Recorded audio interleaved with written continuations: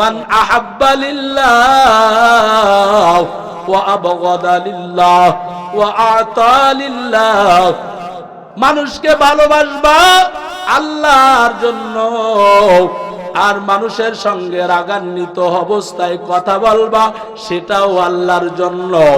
যদি এই মধ্য চড়বাট পাড়ার যুবক একত্রিত হইয়া যদি গান দেয়, আর এখানে তাবলিগওয়ালা, এখানে পীর মুরিদের অনেক মুরিদ ভাইরা থাকতে পারেন, অনেক যুবক ভাইরা চরমুনার হুজুরের মুরিদ থাকতে পারেন, অনেকে তাবলিগের চিল্লাওয়ালা ভাই, এরকম নামাজি মা বাবার থেকে নামাজ শিক্ষা গ্রহণ করেছেন, মাদ্রাসার ছাত্র থাকতে পারেন।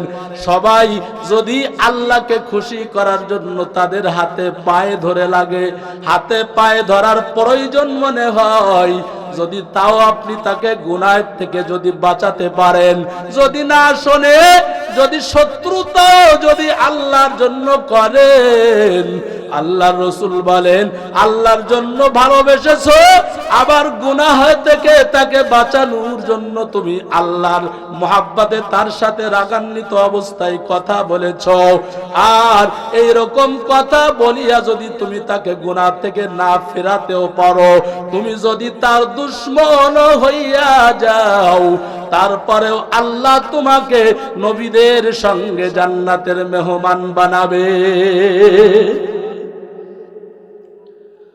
ونشهد أن سيدنا ومولانا محمدا عبده ورسوله. أما بعد فقد قال الله سبحانه وتعالى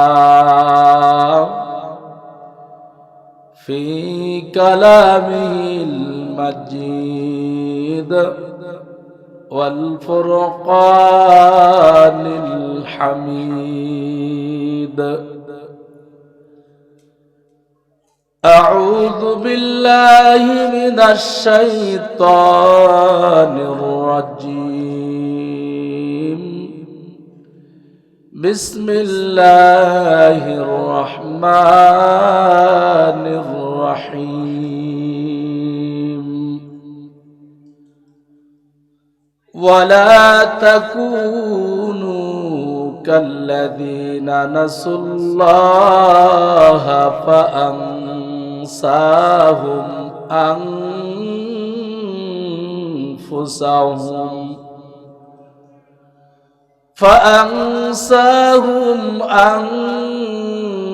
أنفسهم أولئك هم الفاسقون.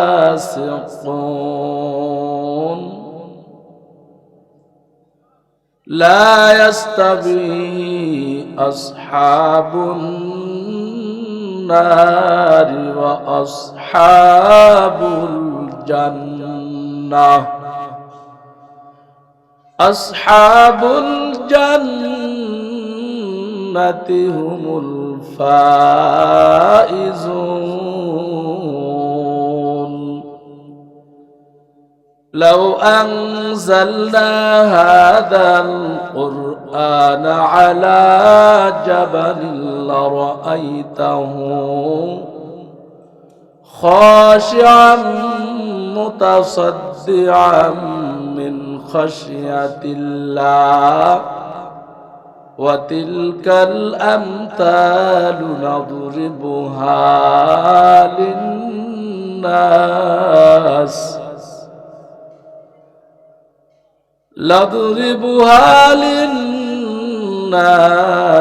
لعلهم يتفكرون. ثم قال الله سبحانه وتعالى: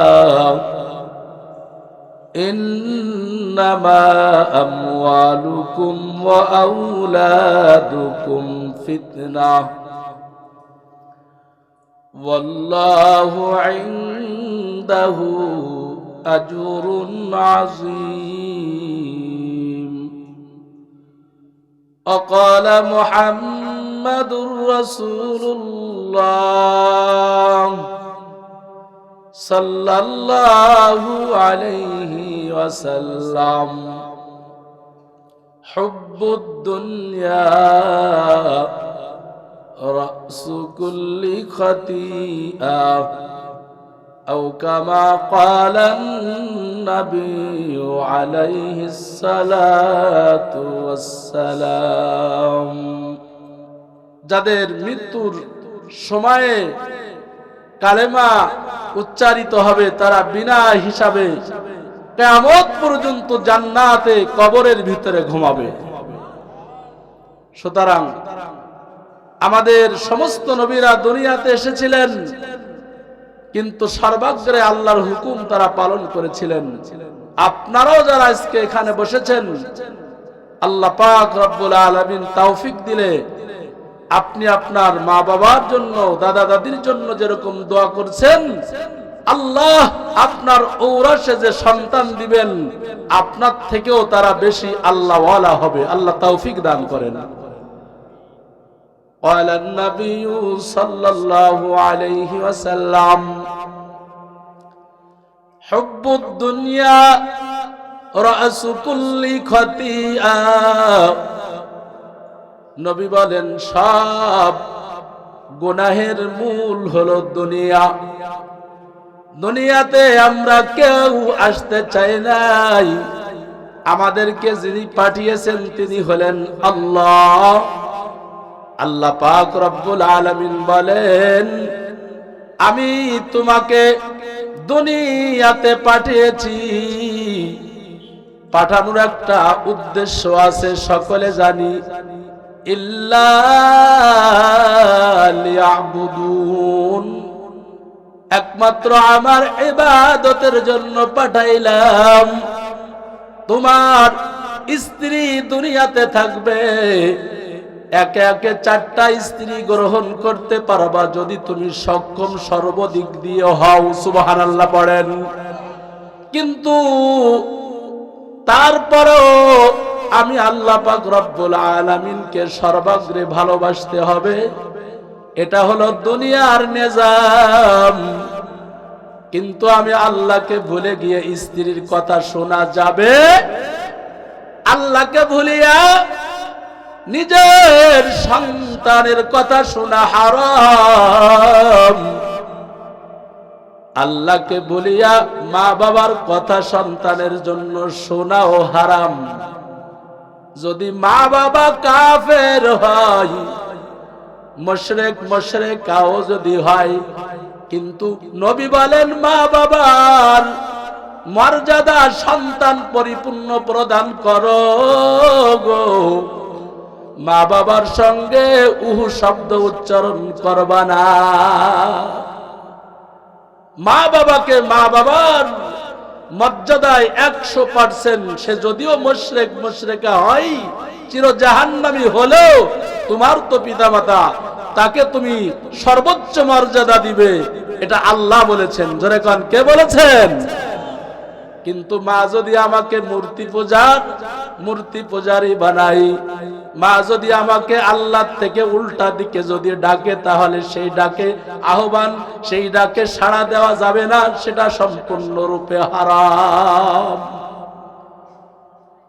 সব থেকে যাকে আমি প্রাধান্য দিব তিনি হলেন আমার রব, আর যার আদর্শে দুনিয়ার জীবন সুন্দর করব তিনি হলেন মুহাম্মাদুর রাসূলুল্লাহ। আমার যুবক ভাইরা, আমার বন্ধুরা, আমি যে কথা বলতেছিলাম, দুনিয়াতে এক এক করে 4টা স্ত্রী থাকবে, সেটাও দুনিয়ার নিয়ামত। সন্তান একাধিক থাকবে, এটাও দুনিয়ার নিয়ামত। তোমার সন্তানগুলো তোমাকে আব্বা বলে ডাকবে, এটাও তোমার জন্য বড় নিয়ামত। আল্লাহ বলেন, চক্ষু দিয়েছি আমার নিয়ামত, তোমাকে সুন্দর কিছু দাঁত দিয়েছি গালের ভিতরে, এটা নিয়ামত। আপনাদের মসজিদের ভিতরে নাস্তা করতেছিলাম, মেহমানদারি করা সুন্নাত, মেহমান নিয়ে খানা খাওয়াও সুন্নাত। জোরে জোরে কোন সুবহানাল্লাহ। আমি দুইজন মুরব্বিকে নাস্তা করতে বলেছি, তার ভিতরে আমার স্নেহের রাতুলের নিজের দাদাকেও নাস্তা করতে বললাম। বলে হুজুর গালে দাঁত নাই, কি করে নাস্তা করব? সুতরাং এই রাতুলের নানা এক সময় সুন্দর যৌবন বয়সে কত দাঁত ছিল, আর একজনকে বললাম নাস্তা করতে, তিনিও বললেন হুজুর দাঁত নাই, কিভাবে নাস্তা করব? ও বন্ধু গো, এখনো পর্যন্ত সতর্ক হলাম না? আল্লাহ পাক রব্বুল আলামিন মা বাবাকে সবথেকে বড় নিয়ামত হিসেবে আমাদেরকে দান করেছেন। আমাকে স্ত্রী হিসেবে আল্লাহ সবথেকে বড় নিয়ামত দিয়েছেন। আমার শারীরিক সুস্থতা, এটা আল্লাহ পাকের সবথেকে বড় নিয়ামত। আল্লাহ বলেন এই রকম গোটা পৃথিবীর সব নিয়ামতকে যদি এক করা হয়, ওয়া ইন তাউদ্দু নি'মাতাল্লাহ, আমার নিয়ামত যদি গণনা করো, লা তুহসুহা, আমার নিয়ামত গণনা করে কোনোদিন শেষ করতে পারবা না। আমি যে কথা বলতেছিলাম, আল্লাহর নিয়ামত যদি গণনা শেষ করি, কিয়ামত পর্যন্ত যদি হায়াত পেয়ে যাই, সব মানুষের হায়াত শেষ হয়ে যাবে, কিন্তু আল্লাহর নিয়ামতের একটা অংশ শেষ হবে না। কথা ঠিক?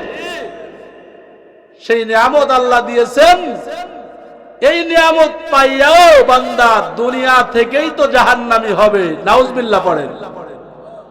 সংক্ষেপে নবী বলেন, হুব্বুদ দুনিয়া রাসু কুল্লি খাতিয়া, সব গুনাহের মূল হলো দুনিয়া। কিন্তু সব নবী রাসূল ছিলেন দুনিয়াতে, সাহাবায়ে কেরামও ছিলেন দুনিয়াতে, কিয়ামত পর্যন্ত সব নবীরা খতম হয়ে গিয়েছেন, কিন্তু মুহাম্মদুর রাসূলুল্লাহ সাল্লাল্লাহু আলাইহি ওয়াসাল্লামের উম্মতেরা কিয়ামত পর্যন্ত যারা আসবেন, তারাও আসবেন দুনিয়াতে। কথা বলেন ঠিক না ঠিক? কিন্তু বিষয় হলো, আব্বাজি আদম আলাইহিস সালামের সাথে মেরাজের রজনীতে আমার নবীর সাথে আসমানে দেখা হয়েছিল। সুবহানাল্লাহ। হযরতে হারুন আলাইহিস সালামের সাথে দেখা হয়েছে, হযরতে ঈসা আলাইহিস সালামের সঙ্গে দেখা হয়েছে, মুসা আলাইহিস সালামের সাথে দেখা হয়েছে। তাফসীরের ভিতরে এসেছে সব নবীদের মোলাকাত হয়েছে আসমানে। আল্লাহ রসুলকে জিবরিল আমিন, তিনি রসুলকে আসমানে মোলাকাত করাইছেন। কিন্তু তিনটা তো এখন আল্লাহ পাকের হুকুমে কবরের মাটিতে জিন্দা রয়েছেন সমস্ত নবীরা। হাদিসের ভিতরে আছে কবরের ভিতরে জিন্দা। জোরে জোরে কোন সুবহানাল্লাহ। আমার ভাইয়েরা, আমার আপনার নবীর রওজা পাকে যদি কোনো ব্যক্তি আসসালাতু আসসালামু আলাইকা ইয়া রাসূলুল্লাহ, আসসালাতু আসসালামু আলাইকা ইয়া হাবিবাল্লাহ, এরকম সালাম যদি দেয়, আল্লাহ রাসূল বলেন আমি নিজেই আমার উম্মতের সালামের জবাব প্রদান করি। মান যারা কবরি ওয়াজাবাত লাহু শাফাআতি, বুখারী শরীফের এক হাদিসের মধ্যে এসেছে, নবীজির রওজা পাকের সম্মুখে যদি কোনো ব্যক্তি আল্লাহ রসুলের রওজা পাক জিয়ারত করে, যদি সে ঈমানদার হয়, কি হয় বলেন ভাই? বেঈমানের জন্য কোনো সালাম কবুল, বেঈমানের জন্য নামাজ কবুল হবে না, মুশরিকের ইবাদত কবুল হবে না। যদি ঈমানদার রসুলের রওজা পাকে গিয়ে সালাম দেয়, আল্লাহ রসুল বলেন ওয়াজাবাত লাহু শাফাআতি, আমার জন্য, ওই উম্মতের জন্য আমার উপরে সুপারিশ করা ওয়াজিব হয়ে যায়। এজন্য আমরা যারা বাইতুল্লাহ জিয়ারত করেছি, যারা হজ করেছি, নবী পাকের রওজার পাশে দাঁড়িয়ে সালাম দিয়েছি, তারা কত সৌভাগ্যময়ের সন্তান আল্লাহ পাকই ভালো জানেন। আলহামদুলিল্লাহ পড়েন। সব নিয়ামত হলো দুনিয়াতে। আদম আলাইহিস সালামের সাথে আল্লাহ দেখা করিয়ে দিয়েছিলেন মুসা আলাইহিস সালাম, হারুন আলাইহিস সালাম, ঈসা আলাইহিস সালামের সাথে নবীর মোলাকাত হয়েছিল, কিন্তু তিনরা তো এখন আর আসমানে নেই। তিনরাও এই জমিনে ছিলেন, আর জমিনের তলে কবরের মাটিতে শুয়ে আছেন। জোরে কোন সুবহানাল্লাহ। আমরা একসময় কবরের মাটিতে যাব কি যাব না? আমার ভাইয়ারা, আমার বন্ধুরা, সুতরাং বলতেছিলাম দুনিয়াটা হলো বান্দার জন্য বড় নিয়ামত। কারণ কোন চাওয়া ছাড়া, কোন ফরিয়াদ ছাড়া আল্লাহ আমাকে আপনাকে দুনিয়াতে পাঠিয়েছেন।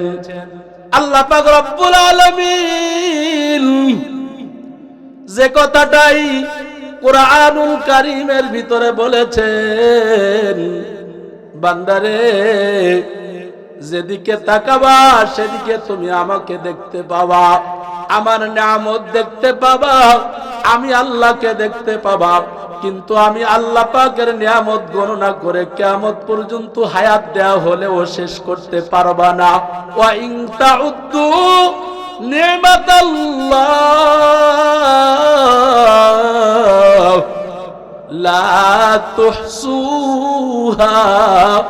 আল্লাহ বলেন আমার নিয়ামত যদি গণনা করা হয়, বান্দারে দুনিয়ার সব কিছু গণনা করে শেষ করতে পারবা, কিন্তু আমার নিয়ামত গণনা করে শেষ করতে পারবা না। ও বান্দা, তোমাকে আমি এত নিয়ামত দিলাম, তার থেকে সবচাইতে বড় নিয়ামত হলো কোরআন। সব থেকে বড় নিয়ামত হলো কোরআন, নবীজির সুন্নাহ। সুন্নাতের মালা যুবক যদি একটু গলায় তুমি পরিধান করো, এভরিবডির মধ্যে রাসূলের সুন্নাত আনো, দেখো তোমাকে মানুষ কত ইজ্জত দেয়। এই চরভাটপাড়া এলাকায় কত ভ্যান চালক আছে, যদি নামাজি হয় এলাকার ভিতরে সব চাইতে বড় মোহাব্বত ওই নামাজি ভ্যান চালককে করে কি করে না? আল্লাহ পাক রব্বুল আলামিন বলে দিয়েছেন, বান্দা যদি সম্মান পেতে চাও, এক নম্বরে হাল জাযাউল ইহসানি ইল্লাল ইহসান। ভালো কাজ করলে ভালো কাজের প্রতিদান ভালোই হবে। সুবহানাল্লাহ। ফাবি আই আলা রাব্বিকুমা তুকাদ্দিবান। ও বান্দা আমার, কোন কোন নিয়ামত অস্বীকার করবা? একটা নিয়ামতের কথা বলো, ওই নিয়ামত আমার না, ওই নিয়ামত তোমার বানানো, এমন একটা নিয়ামতের কথা বলো। বলা যাবে? সব নিয়ামতের মালিককে যুবক জোরে ডাক দিয়ে বলো। এ মুরব্বী বাবারা সবাই একসাথে বলেন, সব নিয়ামতের মালিক কে? হাল জাযাউল ইহসান ইল্লাল ইহসান। ভালো কাজের প্রতিদান আর ভালো ছাড়া কি আর হতে পারে? ও বান্দা আমার, কোন কোন নিয়ামত অস্বীকার করবি? সূরা আর রহমানের 60 নম্বর আয়াত একটু খুলে দেখো। এই জন্য তো নবীরা সময় পাইলে মসজিদে নামাজে রত অবস্থায় কান্না করতেন আর বলতেন, হে মালিক, আপনার যে নিয়ামত আমি ভক্ষণ করতেছি, হাসরের ময়দানে যদি আমি নবীকেও যদি পাকড়াও করা হয়, তোমার প্রশ্নের জবাব নিয়ামতের শুকরিয়া আমি নবী হইয়াও আদায় করতে পারবো না। ও যুবক ভাই, ও পর্দার আলের আম্মা জান, হাতে পায়ে ধরে বলে যাই রে মা, যেখানে তাকাবা সেখানে আমার রবের নিয়ামত অস্বীকার করার কোনো কায়দা নাই।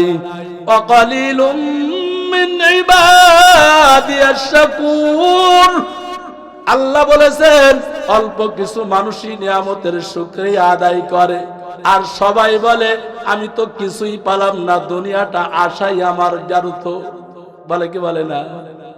চোখ ভালো, কান ভালো, নাক ভালো, সুস্থতার সাথে 50 বছর বেঁচেছে, এখনো ডায়াবেটিস হই নেই, সেও কাই দুনিয়াতে আশা খালি খালি।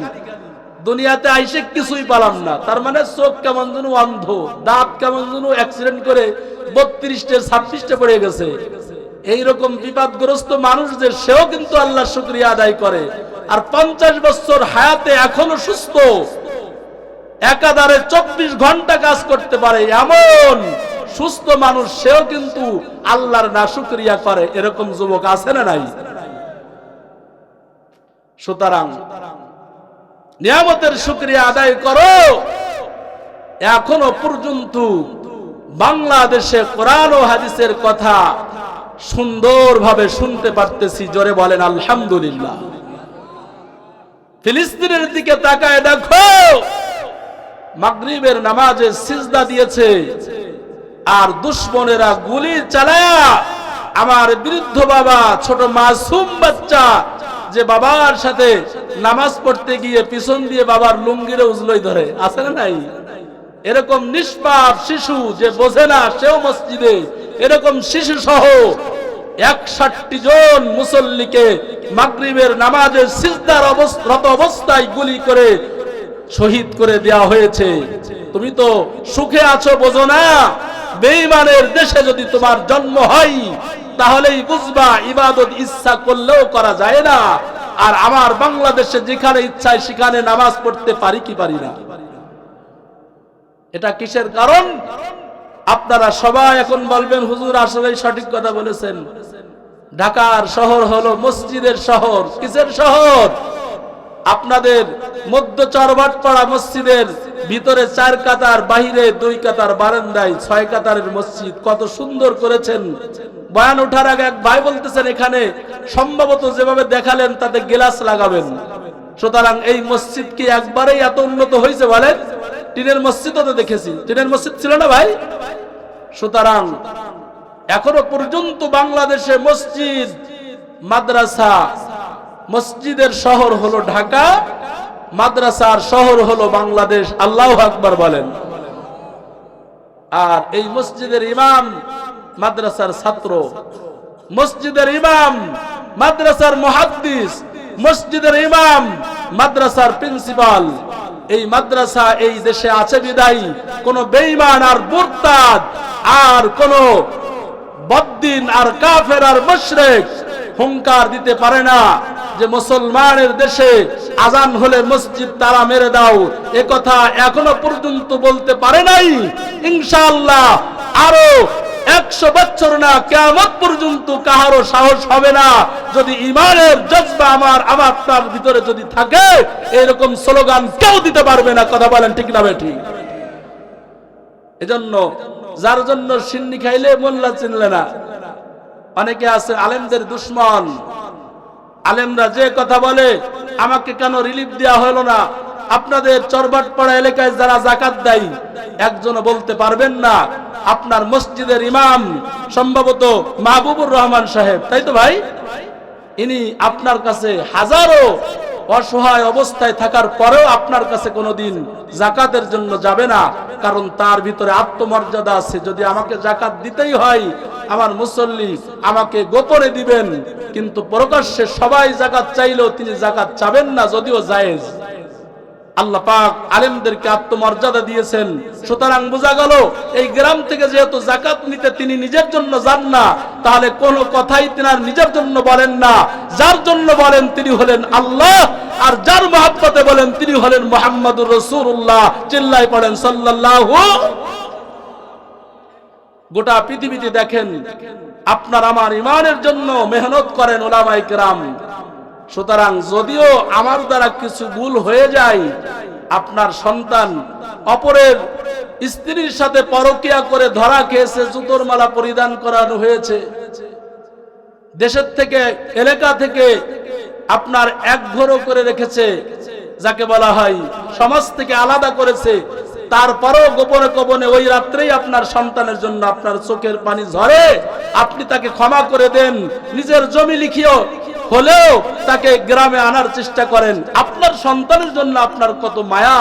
আর যদি উলামায়ে কেরাম কোনো ভুল করে ফেলে, দেখবেন আপনারা আমরা অনেক ক্ষেত্রে একত্রিত হয়ে মিটিং করে তার বিরুদ্ধে অ্যাকশন নিই। এরকম মানুষ আছে না নাই? আপনাদের এলাকায় নাই ঠিকই, কিন্তু অনেক জায়গায় দেখি নিজের সন্তান নিজের কাছে সোনার টুকরা, আরেকজনের সোনার টুকরা নিজের কাছে পায়খানারও দাম নাই। ঠিক ঠিক বলেন ভাই? এরকম অনেক মানুষ রয়েছে। আল্লাহ আমাকে আপনাদেরকে হিদায়াত দান করেন। আমি যে কথা বলতেছিলাম, কোরআনের বদৌলতে আল্লাহ আমাকে আপনাকে এখনো পর্যন্ত যেখানে ইচ্ছা সেখানে আল্লাহর নিয়ামতের শুকরিয়া তথা সেজদা দেওয়ার তৌফিক দিচ্ছেন। জোরে জোরে বলেন আলহামদুলিল্লাহ। আমার ভাইয়ারা, আমার বন্ধুরা, বিশ্বনবী মুহাম্মদুর রাসূলুল্লাহ সাল্লাল্লাহু আলাইহি ওয়াসাল্লাম মসজিদে নববীর ভিতরে বসা রয়েছেন। একদল সাহাবী এসে বলছেন, নবী গো, আপনি সারা জীবন বেঁচে থাকবেন, আর আমি যদি আল্লাহ পাকের পক্ষ থেকে সারা জীবন বেঁচে থাকি, কিন্তু আমি জানি নবী আমি চিরদিনও থাকবো না, আপনিও থাকবেন না। কারণ কি? আমরা কোরআনুল কারীম পড়ে দেখলাম আমাদের আব্বাজান আদম আলাইহিস সালাম দুনিয়াতে আপনার থেকে প্রায় 2-3 গুণ বেশি হায়াত পেয়েছিলেন। ওগো পয়গম্বর আমার, সেই আদম আলাইহিস সালাম কবরের মাটিতে ঘুমায়, কিন্তু নবী গো, একটা কথা বোঝানোর জন্য বলতেছি, কারণ হাদিসের ভিতরে আছে তুমি যদি কোনো মানুষকে ভালোবাসো তখন তাহাকে বলে দিবা, এটা হলো ঈমানের দাবি। জোরে জোরে কোন সুবহানাল্লাহ। আজকে আমার বয়ান ছিল জুমার নামাজ পড়িয়ে আমি বাসায় গিয়েছি, আমি গুনাহগার, নিজেকে বড় করে আপনাদের কাছে পেশ করার জন্য বিষয়টা বলতেছি না। আমার বাসার পাশে একজন সেনাবাহিনীর রিটায়ার্ড পারসন, অবসরপ্রাপ্ত, বলতেছে, হুজুর আমার অন্তর সাক্ষী দেয় আপনার মাদ্রাসায় যে আমি 100 বার নিশ্চিত হয়েছি হুজুর আপনার সব কাজে আমি সন্তুষ্ট হয়ে গেছি, আলহামদুলিল্লাহ। চোখের পানি ফেলে বলতেছেন আপনার আব্বা ধন্য, আপনার আব্বা নিজের জায়গা মাদ্রাসার জন্য অফ করে দিয়ে আপনাকে আলেম বানিয়েছে। হুজুর আপনার পরে আমি যে কত খুশি আমি বুঝাইতে পারবো না। এ কথা বলে লোকটার চোখ দিয়ে পানি বের হয়ে গেছে। লোকটা বোঝাইতে চাইতেছেন, হুজুর আপনাকে আমি সব চাইতে ভালোবাসি। নবীও সে কথা বলেছেন, তুমি যদি কাউকে ভালোবাসো তাহলে তাহাকে বলে দিবা। জোরে কান সুবহানাল্লাহ। এই নিয়তে আল্লাহ রসুলকে বলতেছেন, নবী আপনি যদি কিয়ামত পর্যন্ত হায়াত পান আর আমিও যদি হায়াত পাই, আমার মনে চাই আপনার দিকে আমি এই রকম তাকিয়ে থাকি। জোরে কান সুবহানাল্লাহ। আল্লাহ রসুল বললেন, বাবা দুনিয়াতে তো থাকার জায়গা না, এই দুনিয়া ছেড়ে সকলকেই চলে যেতে হবেই হবে, এর মধ্যে কোনো সন্দেহ। সুতরাং তোমার এই ভালোবাসাই তোমাকে জান্নাতে পৌঁছায় দেবে। জোরে বলবেন না? আল্লাহ রসুলের হাদিস, ওখান থেকে আমরা শিক্ষা নিয়েছি যে আল্লাহ রসুলের প্রতি ভালোবাসা, ওর থেকেই আমরা হাদিস পেয়েছি এই ভালোবাসা যদি দুনিয়ার কোনো মানুষকে জানিয়ে দেওয়া হয়, এই ভালোবাসাও হবে আল্লাহর জন্য। কার জন্য? মান আহাব্বা লিল্লাহ ওয়া আবগাদা লিল্লাহ ওয়া আতা লিল্লাহ। মানুষকে ভালোবাসবা আল্লাহর জন্য, আর মানুষের সঙ্গে রাগান্বিত অবস্থায় কথা বলবা সেটাও আল্লাহর জন্য। যদি এই মধ্য চড়বাট পাড়ার যুবক একত্রিত হইয়া যদি গান দেয়, আর এখানে তাবলিগওয়ালা, এখানে পীর মুরিদের অনেক মুরিদ ভাইরা থাকতে পারেন, অনেক যুবক ভাইরা চরমুনার হুজুরের মুরিদ থাকতে পারেন, অনেকে তাবলিগের চিল্লাওয়ালা ভাই এরকম নামাজি মা বাবার থেকে নামাজ শিক্ষা গ্রহণ করেছেন, মাদ্রাসার ছাত্রও থাকতে পারেন। সবাই যদি আল্লাহকে খুশি করার জন্য তাদের হাতে পায়ে ধরে লাগে, হাতে পায়ে ধরার প্রয়োজন মনে হয়, যদি তাও আপনি তাকে গুনাহ থেকে যদি বাঁচাতে পারেন, যদি না শোনে, যদি শত্রুতাও যদি আল্লাহর জন্য করেন, আল্লাহর রাসূল বলেন আল্লাহর জন্য ভালোবেসেছো, আবার গুনাহ থেকে তাকে বাঁচানোর জন্য তুমি আল্লাহর মহব্বতে তার সাথে রাগান্বিত অবস্থায় কথা বলেছো। আর এই রকম কথা বলিয়া যদি তুমি তাকে গুনাহ থেকে না ফেরাতেও পারো, তুমি যদি তার দুশমন হইয়া যাও, তারপরেও আল্লাহ তোমাকে নবীদের সঙ্গে জান্নাতের মেহমান বানাবে। কিন্তু দেখা যায় হুজুর ওই ঝামেলার মধ্যে নাই, শত্রু বাড়াবাড়ি কে কিটা করবে, এই শত্রু বাড়াবাড়ি করার ভিতরে নাই। এ কথা বলে আপনি যুবকদের তথা এলাকায় জারি গান, গুণযাত্রা, গাজীর গীত এগুলো দিতে দিলেন, এই এলাকায় আল্লাহর রহমতের পরিবর্তে গজব নাজিল হবে কমপক্ষে 1 যুগ ধরে। নাউজুবিল্লাহ পড়েন। ও বন্ধু, হাতে পায়ে ধরে বলে যায় রে যুবক, আল্লাহর জন্য কাউকে ভালোবাসবা, আল্লাহর জন্য কারোর সাথে দুশমনি করবা, কিন্তু কোন বন্ধুর সঙ্গে কোন মিল করবা না। যেহেতু আল্লাহকে বেজার করিয়া, নবীকে বেজার করিয়া মা বাবাকে খুশি করা হারাম, আল্লাহকে বেজার করে প্রত্যেক স্ত্রী স্বামীর কথা মানা হারাম, আল্লাহকে বেজার করে বন্ধুর কথা শোনা হারাম। নবী বলেন খবরদার খবরদার, তোমরা ওই রকম গুনাহের দিকে ধাবিত হবা না, যেই গুনাহ করলে আল্লাহ অসন্তুষ্ট হয় আর নবী অসন্তুষ্ট হইয়া যায়, বন্ধু খুশি হয়। সুতরাং আমরা বন্ধুকে খুশি করব না, আল্লাহকে খুশি করব। জোরে বলেন, আল্লাহকে খুশি করব।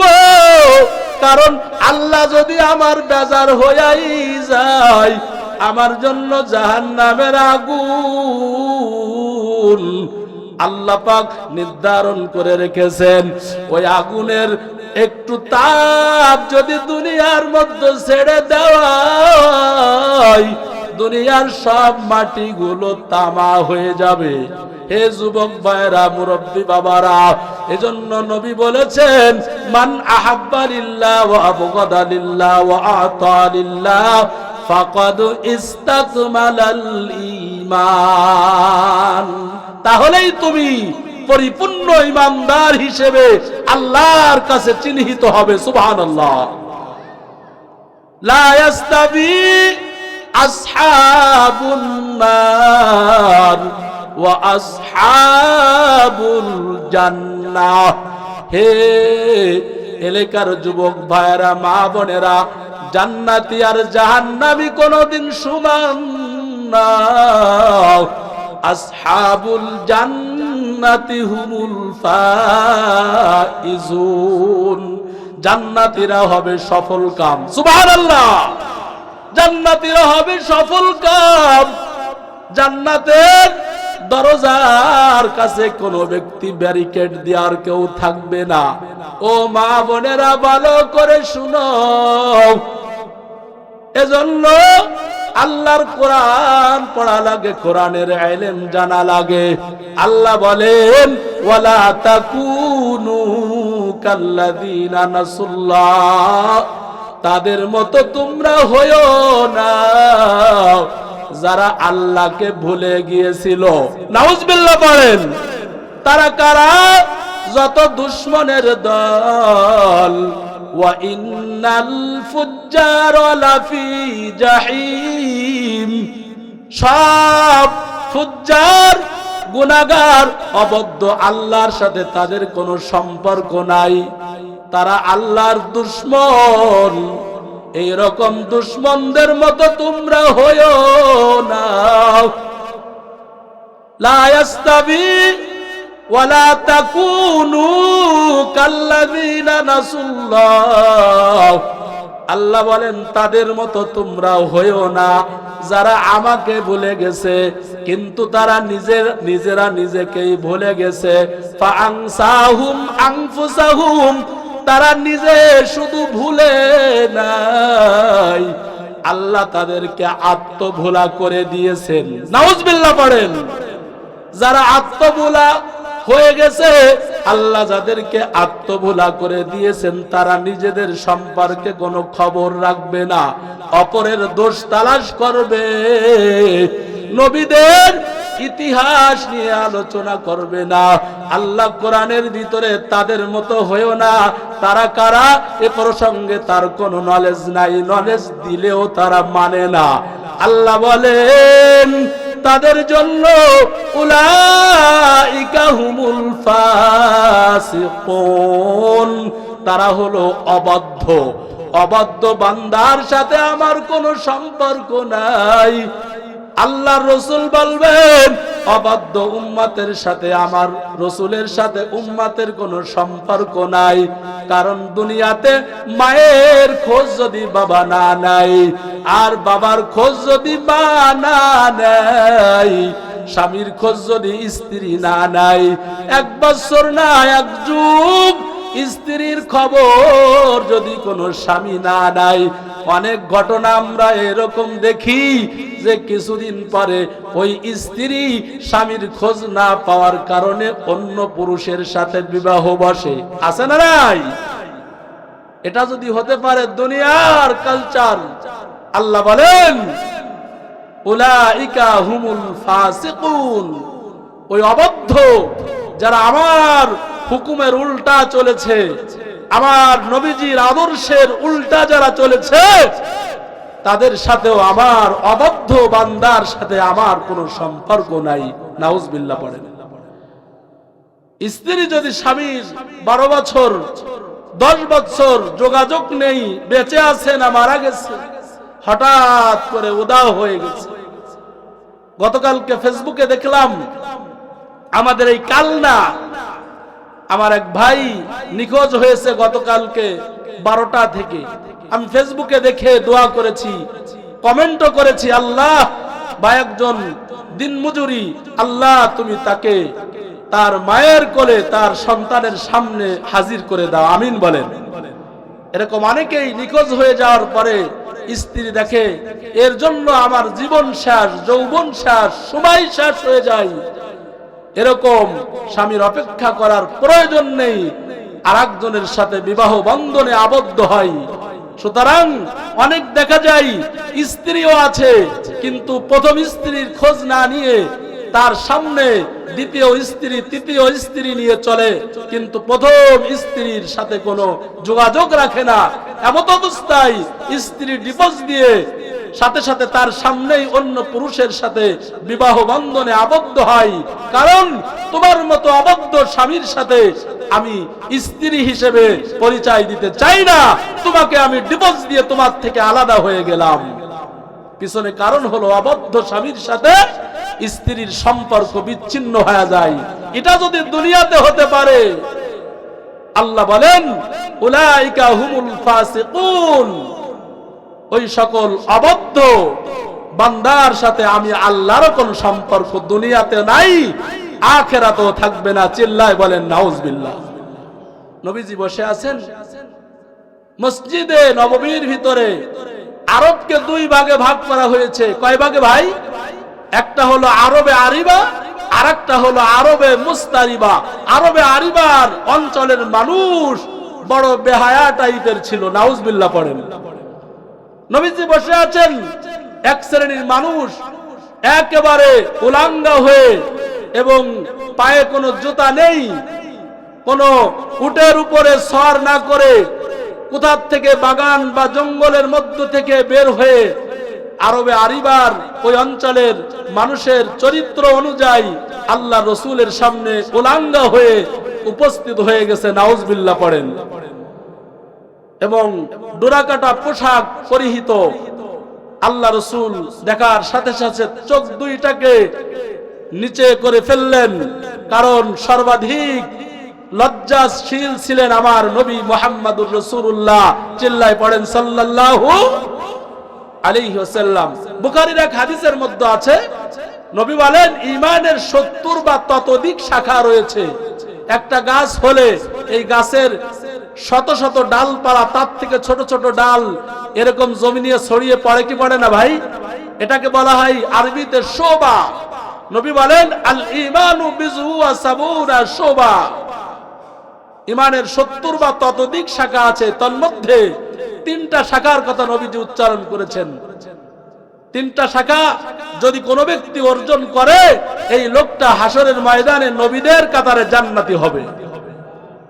একটা হলো কাউলু লা ইলাহা ইল্লাল্লাহ, তুমি পড়ো লা ইলাহা ইল্লাল্লাহ, এর ফজিলত বলতে গিয়ে নবী বলেছেন ফাদাখালাল জান্নাহ, সুবহানাল্লাহ। আবার ইসলামের স্তম্ভ কয়টা? 5টা। কয়টা? কালেমা, নামাজ, রোজা, হজ, যাকাত। কালিমা কি? কালিমাই তো লা ইলাহা ইল্লাল্লাহ অথবা আশহাদু আল্লা ইলাহা ইল্লাল্লাহ। তো নবী বললেন ঈমানের 70টা শাখার ভিতরে আমি ফাফজালুহা 3টা শাখার কথা বলতে চাই। 1 নম্বরে হলো লা ইলাহা ইল্লাল্লাহ, 2 নম্বরে হলো ওয়াদনাহা ইমাতাতুল আযা, কোন রাস্তা থেকে মুসলমানের কষ্ট হবে এমন কোন কষ্টদায়ক জিনিস রাস্তা থেকে হাত দিয়ে সরিয়ে দেওয়া, সুবহানাল্লাহ। এই কাজটি করতে কি আমাদের কোনো কষ্ট হয়? একটি ইটের আদলা অথবা কোনো আপনার বেলেট অথবা কাচের গুড়ি পড়ে যদি থাকে, সেটা হাত দিয়ে সরিয়ে ফেললে ঈমানের 2য় শাখা, শ্রেষ্ঠ 70 শাখার 3টা শাখার 2য় শাখার আমলকারী তুমি হয়ে গেলা, আল্লাহর জান্নাত তোমার জন্য ওয়াজিব হয়ে যাবে। 3 নম্বর বলে আল হায়াউ শুবাতুম মিনাল ঈমান, লজ্জা ঈমানের অন্যতম শাখা, সুবহানাল্লাহ। 3টা শাখার কথা বললাম, শ্রেষ্ঠ 70 শাখার 3টা শাখা বললাম। সুতরাং আল্লাহ রাসূল সর্বশ্রেষ্ঠ, সর্বাধিক লজ্জাশীল ছিলেন। ওই আরিবার অঞ্চলের মানুষদের এই কালচার দেখে আল্লাহ রাসূল তাদেরকে উলাঙ্গ অবস্থায় দেখে রাসূল নিচের দিকে নজর দিয়ে আল্লাহ পাকের রহমতের আশায় নিজে পেরেশানিতে ছিলেন। জোরে কান সুবহানাল্লাহ। এই মুহূর্তে কোনো মেসেজ আসে কিনা? তাফসিরে ইবনে কাসিরের ভিতরে এসেছে, আল্লাহ রাসূল চুপ হয়ে গেলেন। চুপ হওয়ার পরে নবীজির পরে ওহী নাজিল হয়ে গেল, ইয়া আইয়ুহান নাসুত্তাকু রাব্বাকুমুল্লাযী খলাকাকুম মিন নাফসি ওয়াহিদা। এই সূরাতুন নিসার এই আয়াত পড়লেন, হে মানব মণ্ডলী, আল্লাহকে ভয় করো। আর ওই আল্লাহ যিনি একজন থেকে গোটা পৃথিবীর মানুষকে বানিয়েছেন, জোরে জোরে কান সুবহানাল্লাহ। আদম আলাইহিস সালামের পাজরের হাড় দিয়ে আম্মা যে হাওয়া আলাইহিস সালামকে বানিয়েছেন, অন্য ইতিহাস। তবে সূরাতুন নিসার এই আয়াত নাজিল হয়ে গেল, এর অর্থ রাসূল বোঝালেন, ইয়া আইয়ুহান নাসুত্তাকু রাব্বাকুমুল্লাযী খলাকাকুম, হে মানুষ সকল তোমরা ভয় করো, কারণ তোমাকে এবং তোমাদের সকলকে যিনি বানিয়েছেন তিনি হলেন রব।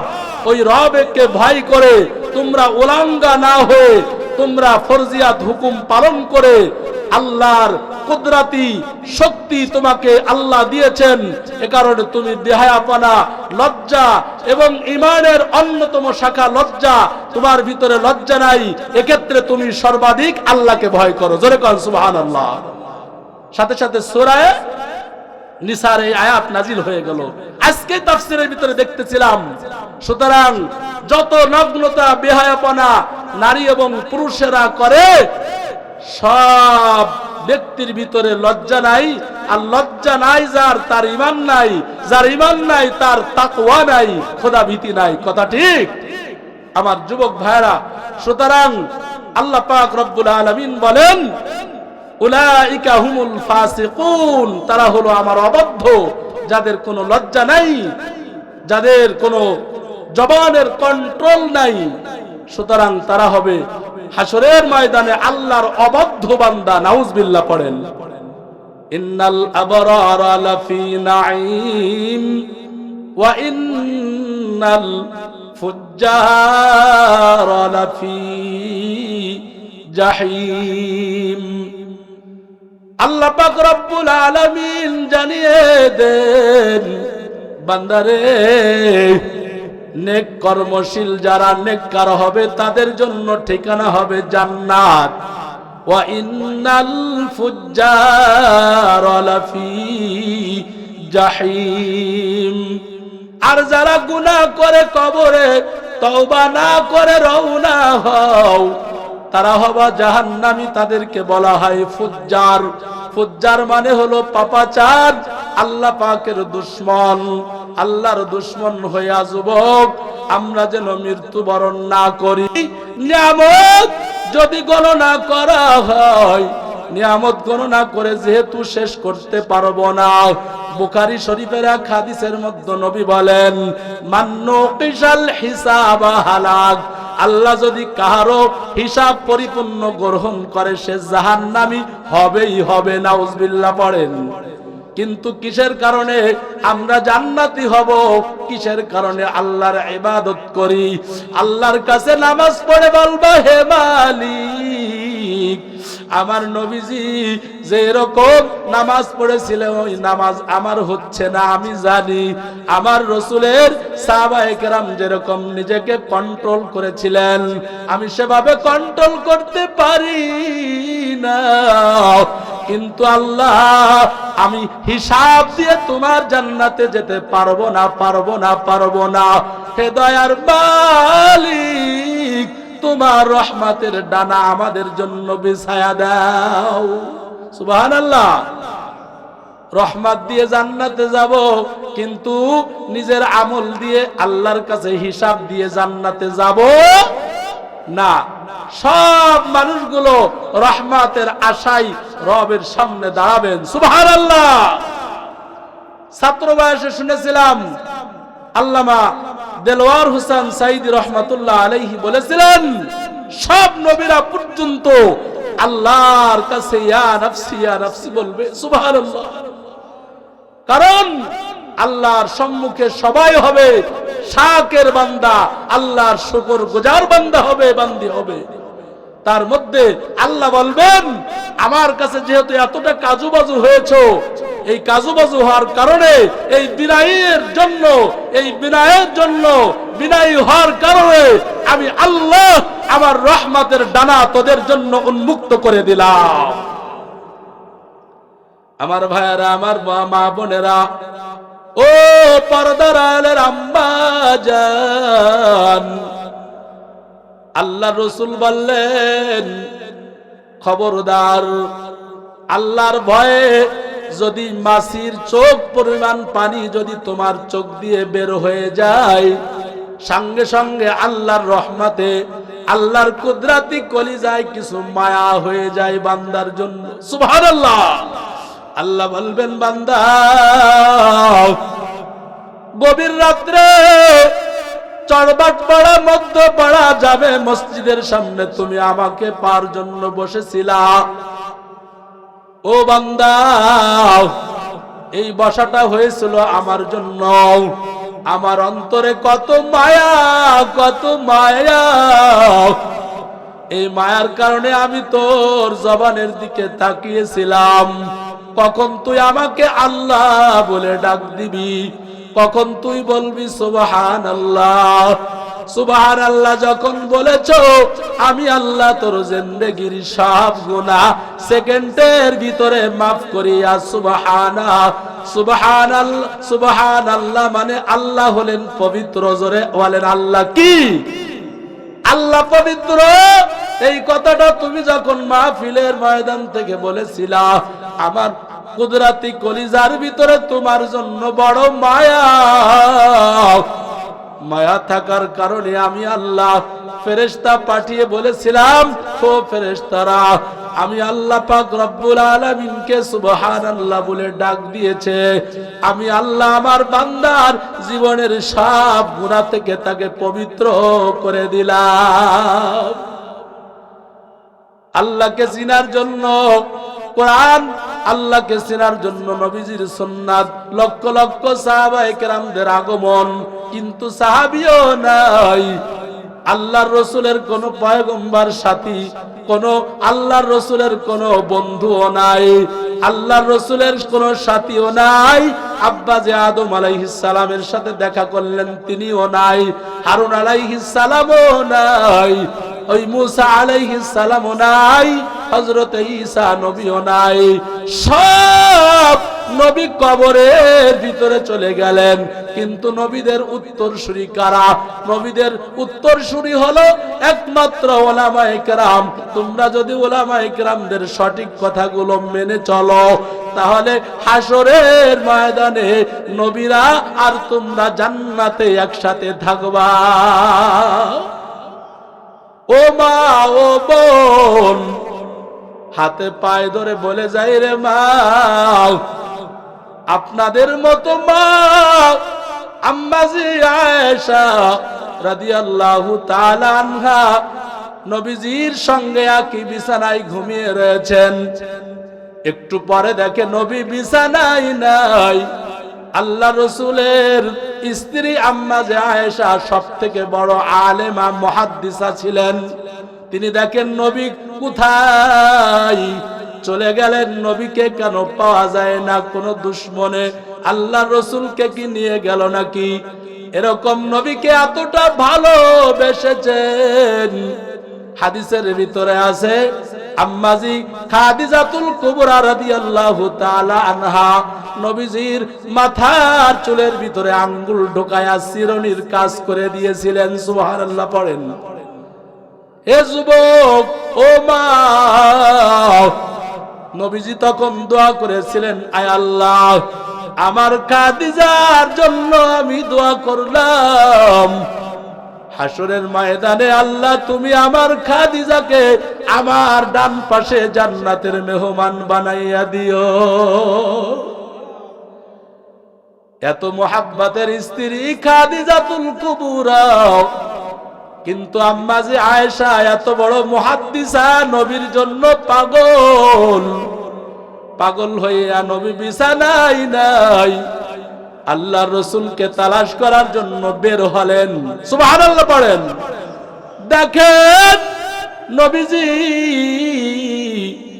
মসজিদের ভিতরে আল্লাহ পাকের কাছে হাওমাও করে কান্না করেন, কান্না করেন, কান্না করেন, কোরআন পড়েন। সুবহানাল্লাহ। নামাজ শেষ হওয়ার পরে আম্মাজি আয়েশা রাদিয়াল্লাহু তাআলা আনহা নবীকে বলতেছেন, নবী গো, আপনার আমলনামায় কোনো গুনাহ নাই, আপনার একটা সেকেন্ডের জন্য কোনো হিসাব হবে না। সুবহানাল্লাহ। আপনি তো দোজাহানের সরদার, আপনি তো ইমামুল মুরসালিন রহমাতে আলম। ও নবী, আমি তো মনে করেছি দুশমনের হাতে আপনি পড়ে গিয়েছেন, এ কারণে আমার বুকের ভিতরে আপনার জন্য বড় মুহাব্বত জন্ম নিয়েছে। ওগো নবী, আপনি বলেছেন আমাকে তোমার জীবন থেকে, সন্তান থেকে, সন্তানের সন্তান থেকে, লা ইউমিনু আহাদুকুম হাত্তা আকুনা আহাব্বা ইলাইহি মিন ওয়ালিদিহি ওয়া ওয়ালাদিহি ওয়ান নাসি আজমাইন। সব বস্তু থেকে, নিজের সন্তান থেকে, পোতা পুতনি, নাতি নাতনি থেকে, গোটা পৃথিবীর প্রিয় জিনিস থেকে আমাকে ভালোবাসতে না পারলে তুমি মোমেন হতে পারবে না। ওগো নবী আমার, আমি ওই হাদিসের পরে আমল করেছি। আমি আয়েশা জিন্দা থাকতে আমার নবীর যদি কিছু হয়, আমি আয়েশা দুনিয়াতে কার জন্য বেঁচে থাকব? ওগো নবী, আপনি কিসের জন্য কান্না করতেছেন? খাদিজার জন্য কি মায়া লাগে নাকি? নবী বলেন, আয়েশা, আমার খাদিজার জন্য মায়া লাগে না, আমি সেজন্য কান্না করি না। আমি কান্না করতেছি আফালা আকুনা আবদান শাকুরা। আল্লাহ যে আমাকে এত নিয়ামত দান করেছেন, আমি কি এই নিয়ামতের শুকরিয়া আদায় করব না? নিয়ামতের শুকরিয়া আদায় না করে আমি কি নাশকর বান্দা হব নাকি?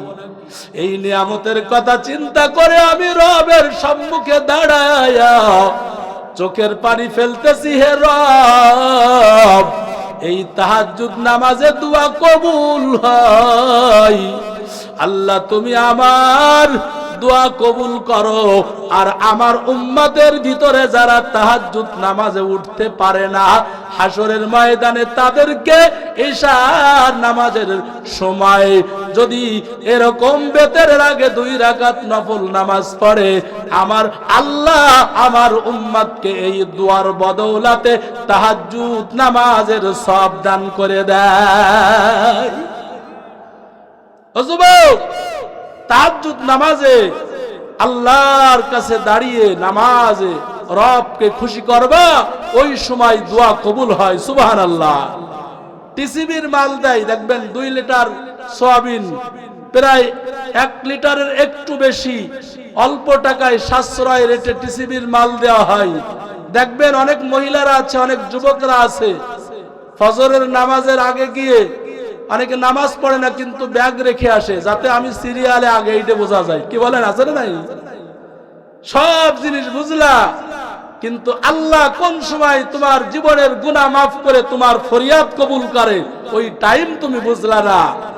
তাহলে রাসূল দোয়া করতেছিলেন, আল্লাহ আমার উম্মতের ভিতরে এই গভীর রজনীতে দোয়া কবুলের সময় যারা তাহাজ্জুদে উঠতে পারে না, আল্লাহ তুমি তাদেরকে তাহাজ্জুদে উঠার সওয়াব, ইশার নামাজের পরে বেতের আগে 2 রাকাত তাহাজ্জুদের নিয়ত করে যদি কোনো ব্যক্তি নামাজ পড়ে, আল্লাহ তাকে তাহাজ্জুদের সওয়াব দান করবেন। সুবহানাল্লাহ।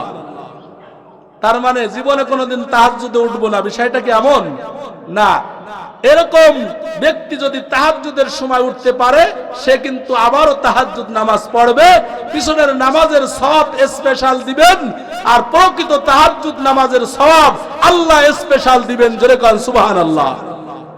সুতরাং আমার মা বোনেরা, আম্মা যে আয়েশা রাদিয়াল্লাহু তাআলা আনহা ব্যস্ত হয়ে গেলেন, পাগল হয়ে গেলেন, না জানি আমার নবী আমার পরে কষ্ট পেয়েছেন, না খাদিজাতুল কুবরার জন্য মায়াতে কান্না করেন, না দুশমনের হাতে ধরা পড়ে গেলেন। এই পেরেশানিতে আম্মা যে আয়েশা কান্না দেখে প্রশ্ন করলেন, আর নবী আমাদের জন্য সুসংবাদ জানিয়ে দিলেন। সুবহানাল্লাহ। কত মায়ার নবী আমার, সেই নবীর বিরুদ্ধে দুশমনেরা এখনো পর্যন্ত নবীর দাড়ির সঙ্গে ছাগলের দাড়ির তুলনা করে, আর তুমি তার বিরুদ্ধে স্লোগান বিচারের দাবি না জানিয়ে নামাজ পড়ো। কিয়ামত পর্যন্ত গুস্তাগে রাসূলের বিচার দাবি না করে নামাজ পড়লে ওই নামাজ আল্লাহর দরবারে কবুল হবে না, কবুল হবে না, কবুল হবে না। সুতরাং আমরা দুনিয়ার ভিতরে বন্ধু হিসেবে নবীকে, আল্লাহর পরে দুনিয়ার জগতে বন্ধু হিসেবে আল্লাহর রাসূলকেই আমরা ভালোবাসি। চিল্লায় বলেন আল্লাহু আকবার। আমার ভাইয়েরা, আমার বন্ধুরা, হাদিসের ভিতরে আছে, নবীজি বলে দিয়েছেন, উম্মতের দল ভালো করে শুনে নাও, কবরের ভিতরে নবীর কথা বলা হবে। সবাই জানেন তোমার নবী কে ছিল। যদি আমার আমল যদি ভালো হয়ে যায়, কবরের ভিতরে সাথে সাথে বলবো ইনি তো আর কেউ নন, ইনি তো আমার নবী মুহাম্মাদুর রাসূলুল্লাহ সাল্লাল্লাহু আলাইহি ওয়াসাল্লাম। আল্লাহকে বান্দারা 2 চোখ দিয়ে জান্নাতে দেখতে পাবে। সুবহানাল্লাহ। বনি ইসরাইলদের ভিতরে প্রত্যেকটা গোত্রের ভিতরে নবী। আপনাদের এই পাড়াটাকে কি পাড়া বলা হয়? মধ্যপাড়া। এখানে শেখ বংশ, সৈয়দ বংশ, এরপরে পাঠান বংশ, ঠাকুর বংশ, এরপরে আপনার শরীফ বংশ, বিভিন্ন বংশ আছে না নাই? তাফসীরের কিতাবের ভিতরে লিখেছে আল্লাহ পাক বনি ইসরাইলদের ভিতরে শেখ বংশে 2 জন নবী, পাঠান বংশে 3 জন, শরীফ বংশে 5 জন, চৌধুরী বংশে 6 জন, গোত্রের ভিতরে হাজারো হাজারো নবী পাঠিয়েছিলেন। কিন্তু পাঠানোর পরেও আসমান থেকে খাঞ্চে ভরা খাদ্য আল্লাহ নাজিল করেছিলেন, এর পরেও তারা কিন্তু সেই নবীদেরকে মানে নাই। এজন্য সব থেকে নিকৃষ্ট হবে বানি ইসরাইল সম্প্রদায়। নাউজুবিল্লাহ পড়েন। কোরআনের ভিতরে 15 নম্বর পারায় সূরা বানি ইসরাইল নামে একটি সূরা রয়েছে। কোরআনের সূরাতুল বাকারার 47 নং আয়াতে বানি ইসরাইলদের নিয়ামতের কথা আল্লাহ বলে দিয়েছেন। তোমরা হলো সেই জাতি যেই জাতিকে আল্লাহ গোটা পৃথিবীর ভিতরে আল্লাহ পাক শ্রেষ্ঠত্ব দান করেছিলেন, কিন্তু তোমরা শ্রেষ্ঠ হতে পারো নাই। জোরে কান নাউজুবিল্লাহ। একথা কোরআনের ভিতরে বলার কারণ বনি ইসরাইল ওই জাতির থেকে আমাদেরকে শিক্ষা দিতে চান আল্লাহ সুবহানাহু ওয়া তাআলা। তাদের মতো তোমরা হইও না যারা আল্লাহকে ভুলে গিয়েছে। তারা কারা? বনি ইসরাইলও তাদের ভিতরে শামিল রয়েছে। নাউজুবিল্লাহ পড়েন। আজকে মনে আছে সবাই? তাদের মতো হইও না যারা আল্লাহকে ভুলে গিয়েছে। আল্লাহ তাদেরকে আত্মভোলা করে দিয়েছেন, আর এরাই হলো আল্লাহর অবাধ্য। জোরে কান নাউজুবিল্লাহ। আমার ভাইয়েরা, আল্লাহ পাক রব্বুল আলামিন বলে দিয়েছেন, ইয়া বানি ইসরাঈল আযকুরু নি'মাতি আল্লাতী। কোরআন পড়লে, কোরআন শুনলে, কোরআন দেখে দেখে পড়লেও আল্লাহ সকলকে সমান সওয়াব দান করে দেয়। ইয়া বানি ইসরাঈল আযকুরু নি'মাতি আল্লাতী আন'আমতু আলাইকুম। হে বনি ইসরাইল সম্প্রদায়, তোমরা সেই নিয়ামতের কথা স্মরণ করো। হে মহিলা পুরুষেরা, হে বনি ইসরাইল সম্প্রদায়, সেই নিয়ামতের কথা স্মরণ করো। কোন নিয়ামত? আসমান থেকে খাদ্য, এরকম খানসা ভর্তি খাদ্য আল্লাহ নাজিল করেছিলেন। মূসা আলাইহিস সালামকে আল্লাহ নীল নদের উপরে আল্লাহ পাক রাস্তা তৈরি করে দিয়ে পার করিয়ে দিয়েছিলেন, কিন্তু মূসাকে দেখিয়া যারা ঈমান আনে নাই, তাদের মতো অবাধ্য জাতি পৃথিবীর মধ্যে আর কেউ নাই। নাউজুবিল্লাহ পড়েন। ইয়া বানি ইসরাঈল আযকুরু নি'মাতি আল্লাতী। হে বনি ইসরাইল সম্প্রদায়, সেই নিয়ামতের কথা স্মরণ করো যা আমি আল্লাহ তোমাদেরকে দিয়েছিলাম। নি'মাতি আল্লাতী আন'আমতু আলাইকুম, যা আমি তোমাদের পরে নিয়ামত দিয়েছিলাম তার কথা স্মরণ করো। ওয়া আন্নী ফাদ্দালতুকুম, আর তোমাদেরকে আমি শ্রেষ্ঠত্ব দান করেছিলাম। আল্লাহু আকবার। ওয়া আন্নী ফাদ্দালতুকুম আলাল আলামিন। গোটা পৃথিবীর ভিতরে বনি ইসরাইলদেরকে আল্লাহ শ্রেষ্ঠত্ব দান করেছিলেন। সুতরাং তারা নিয়ামতকে স্বীকার না করে ফিরাউনের দলভুক্ত হয়ে গেল। তারা নমরুদের পথে তারা হাঁটা শুরু করলো। আল্লাহ বলেন, দাঁড়া বেঈমানের দল, আমি আল্লাহ তোদেরকে এই নীল দরিয়ার ভিতরে চুবায়া চুবায়া মারব। নাউজুবিল্লাহ পড়েন। ও মা, ও বোন, আল্লাহর কথা একটু চিন্তা করবা। আল্লাহ পাক আসমান থেকে খানা পাঠাইয়া দিয়েছেন। কারণটা কি?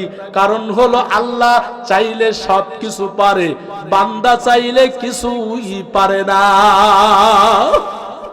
ও যুবক, এই জন্য হাতে পায়ে ধরে বলে যায়, রে বাবা, আল্লাহর কোরআন পড়ো। কোরআনের সূরাতুল বাকারার 47 নম্বর আয়াত খুলে দেখো। আল্লাহ বলেছেন, আমি তোমাদেরকে এই গোটা পৃথিবীর ভিতরে শ্রেষ্ঠত্ব দান করেছিলাম।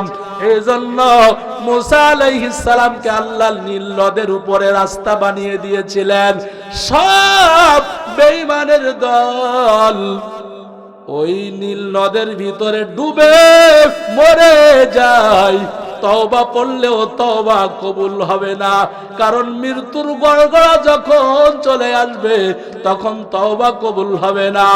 আর সূর্য যখন এই রকম পূর্ব দিক থেকে না উদিত হইয়া পশ্চিম দিক থেকে যখন উঠবে তখনও তওবা কবুল হবে না। হুজুর শেষকালে মৃত্যুর আগে একটু পড়ে নেব, কারণ লা ইলাহা ইল্লাল্লাহ পড়লেই তো জান্নাত। জোরে কর নাউজুবিল্লাহ। মৃত্যুর গড়গড়া যখন আসবে তখন তওবা কবুল, দুই সময় তওবা কবুল হবে না। সূর্য যখন পশ্চিম দিক থেকে উঠবে আর মৃত্যুর গড়গড়া যখন চলে আসবে, হাদিসের বর্ণনা অনুযায়ী পাওয়া যায় এই দুই সময় তওবা কবুল হবে না। কানের কাছে তওবা জোরে জোরে পড়ানো, কালেমা তালকিন দেওয়া, মৃত্যু ব্যক্তিকে জোর করে পড়ানো, এটা তার উপরে জুলুম করা জায়েজ নাই। কারণ মৃত্যুর সময় অনেক কষ্ট হয়। আল্লাহ রাসূল বলেছেন মৃত্যুর কষ্ট সর্বনিম্ন কষ্ট। অনেক ক্ষেত্রে আল্লাহ রাসূল বোঝাতে গিয়ে বলেছেন উহুদ পাহাড় কেমন দুনু মানুষের বুকের উপরে চাপা দেওয়া হবে। নাউজুবিল্লাহ পড়েন। আর মুমিনের মৃত্যু কেমন হবে? তিরমিজি শরীফের এক হাদিসের মধ্যে পড়েছি, আল মুমিনু ইয়ামুতু বি আরাকিল জাবিন। সুবহানাল্লাহ পড়েন। এ মৃত্যু, মুমিনের মৃত্যু কেমন হবে? মা বোনেরা, মুমিন মুমিনাত যারা হবেন, ইমানদার মা বোনেরা যারা যুবক, যারা মুরব্বী, সবাই শুনেন, মুমিনের মৃত্যু হবে আল মুমিনু ইয়ামুতু বি আরাকিল জাবিনে। নবী বলেন কপালে ঘাম সহ মুমিনের মৃত্যু হয়। সুবহানাল্লাহ।